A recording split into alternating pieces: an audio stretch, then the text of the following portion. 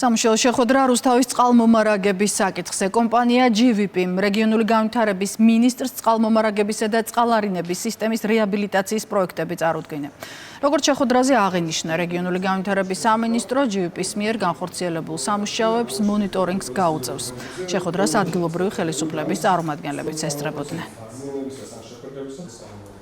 განვიხილეთ მიმდინარე პროექტების განხორციელების მდგომარეობა არის გარკვეულწილად წინსვლა, გვაქვს ასევე პროექტები, რომელთა მიმართებაშიც არის გარკვეული საკითხები, რომელიც მეტ ყურადღებას მოითხოვს მათი მხრიდან და მივიღეთ დაპირება, რომ უმოკლეს ვადებში ეს იქნება ამოწურული. რუსთავის მხრიდან დაყენებული იყო საკითხი, რომ ის ტემპი, რაც პროექტების განხორციელების კუთხით არის საკმარისი, რომ მოგვარდეს ყველა ის პრობლემა, რომელიც დღეს ჩვენი ქალაქის წინაშე დგას, განსაკუთრებით აქცენტი გავაკეთეთ წყალმომარაგებასთან ერთად საკანალიზაციო სისტემების მოწესრიგებაზე. მსჯელობა ჰქონდა ცალკეული პროექტების მიმდინარეობასთან დაკავშირებით, მათ სტატუსთან დაკავშირებით.